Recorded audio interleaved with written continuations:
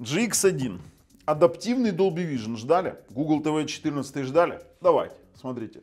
Идем в настройки, идем об устройстве и видим, что 14 Google TV. 14 Google TV. При том, что мы сейчас идем в экран и звук. Давайте. Дисплей формат. И у нас есть вот такая вот штука, как Match Content Dynamic Range. Match Content Dynamic Range. И это еще не все. Идем теперь в основное меню. Смотрим. У нас есть инфо телевизора. У нас сейчас SDR формат. Идем в Netflix. Идем в какой-нибудь фильм. И видим, что у нас Dolby Vision. А ну давайте запустим. Давайте запустим Dolby Vision фильм. Dolby Vision, мать его. Dolby, мать его, Vision. Выходим. И он переключается в SDR. Давайте зайдем в YouTubeчик. Давайте вот и сразу проверим YouTube. Вот такой вот старт. Давайте старт. Дикая река 4К. И включается что? HDR 10+. Вот он. HDR 10+. Теперь это все работает по Dolby Vision так, как надо. 4К, HDR, статистика для сисадминов. Ну, здесь пока мы интерфейс клацали, 20 дропов нормально. AV01, SMPTE 2084. При этом здесь можно даже в YouTube скорость регулировать, потому что это сертифицированное устройство. YouTubeчик работает идеально. Смотрите, идеально 4К, 60 FPS, HDR+. И если я выхожу в меню, у нас становится обратно SDR. Как требовалось доказать. Давайте сразу же тестировать. О, коди только установили. Давайте. Сейчас мы выберем. Давайте сейчас посмотрим, что у нас тут сейчас получится. Идем в... кстати, видели? Теперь и NTFS, и XFAT поддерживается. Идем в Dolby Vision наши файлики. Давайте. 5-й профиль. Dolby Vision есть? Есть. Работает? Работает. Идем в 8-й профиль. Давайте. Dolby Vision есть? Работает. Да, вынужден скрывать. При этом пока проигрывается Dolby Vision, включаем HDR ролик LG New York 4K. Давайте смотрим. HDR 10. Все идеально проигрывает.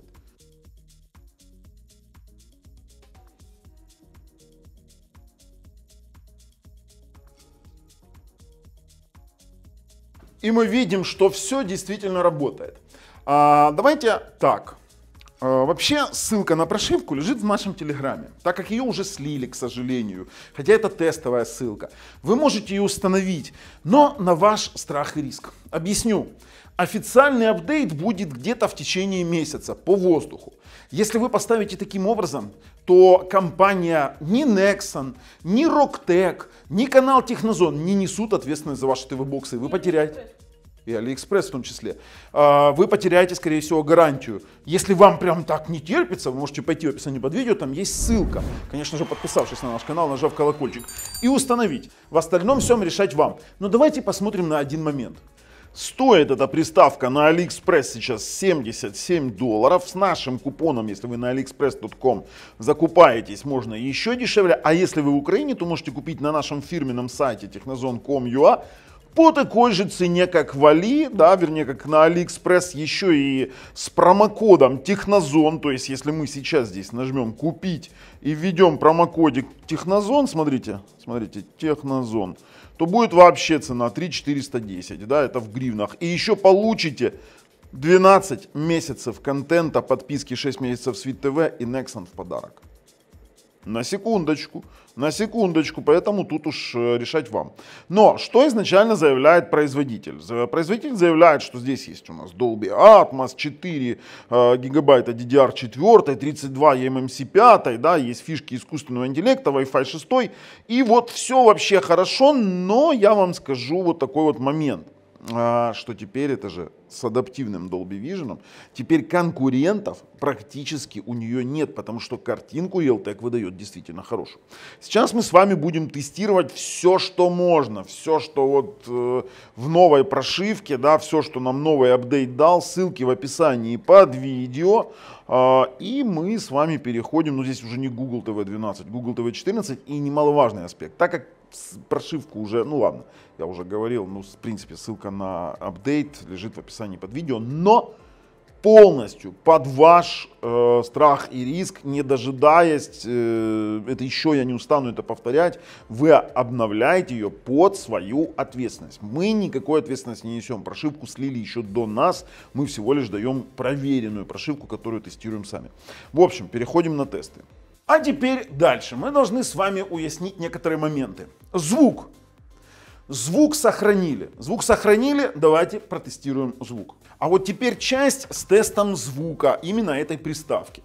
Многие не понимают, как настраивать, например, такие плееры, как Kodi и тому подобное для воспроизведения звука. Для этого вам нужно в Kodi пойти в настройки, да, вот настройки, которые есть. Идем в настроечки, идем в системные, включаем здесь режим эксперт. Он переключается. Идем в раздел аудио, опускаемся вниз и включаем все ползунки. Я вам скажу, если ваш ТВ-бокс не поддерживает, то что здесь не включайте, оно работать не будет. А вот на этом ТВ-боксе, хотя на 4 ПДА кое-кто кричит, что оно поломано, ребят, настройте нормально ваш ТВ-бокс. Настройте нормально ваш ресивер. В ресивере тоже нужно настраивать. Идем. Включаем DTS HD Master Audio. Видим DTS HD Master Audio. Да? Включаем, давайте, Dolby True HD. И получаем, смотрите, Dolby True HD, видите, Dolby HD. Теперь выходим, включаем Dolby Digital Plus, будет Dolby Digital Plus. То есть это все работающие темы на нашем ресивере. То есть по звуку ничего не поломали. Как работал Dolby True HD, так и работает. И Dolby Atmos через Dolby True HD тоже пробрасывается. Посмотрели? Все отлично. А теперь дальше еще моменты. Что же изменилось в меню? Во-первых, дисплейные настройки. Они работают, у нас яркость регулируется, хотя она после перезагрузки у вас, скорее всего, сбросится. Это еще нужно дорабатывать. Кстати, все отзывы можете писать в телеграм-чате. У нас есть по Rocktech, правда он украинский. Если вы из какой-то другой страны, пишите на своем языке. Мы все переведем и соберем и отправим в компанию Rocktech. Дальше у нас есть вот такие вот моменты. Смотрите, автофреймрейт работает, проверяли, все нормально. Расширенные настройки экрана, все форматы включены теперь. Смотрите, и Dolby Vision, HDR, HDR10+, и HLG. Дальше. У нас появилось меню дисплей формат. Здесь у нас конкретно пошло Preferred Dynamic Range. Это значит вот Match Content Dynamic Range. Это конкретно адаптивный HDR, адаптивный Dolby Vision. Но при этом есть тот самый VS10, за который вы полюбили. То есть если у вас SDR телевизор и вы поставите Always to SDR, он будет конвертировать и HDR, и Dolby Vision в SDR. Также у нас есть тут различные моменты по типу дисплей сеттингсов. Появилась вот такая вот штука, как вывод AI-PQ. То есть это у нас фишка искусственного интеллекта, которая регулирует цветовые показатели, контрастные. Этот AI-SAR пока деактивировали, его дорабатывают. В свете нововведения, допустим, именно адаптивного Dolby Vision, его должны были так сделать, потому что он должен правильно работать. Он сейчас пока неправильно работает. CEC input, тут мне пока трудно сказать, потому что с моим телевизором все отлично работает и управляется и телевизионным пультом, и включается, выключается вместе. По аудио мы с вами поняли, то есть сами по себе менюшки особо не изменились. Единственное, что появился режим сквозного выхода HDMI в русском языке. Тут больше, в принципе, есть что у нас. Поддержка самого по себе ЦАПа, но это я все показывал в оригинальном обзоре на GX1, который есть в описании под видео. В принципе, мы имеем с вами полностью рабочую прошивку, но не без каких-то изъянов. Ошибки могут быть, это не финальная версия прошивки. Есть LED Control, который теперь встроен в прошивку, то есть изменение вот этих вот вещей. Да, допустим, давайте мы поменяем цвет, видим красненький, можем поменять синенький, поставить.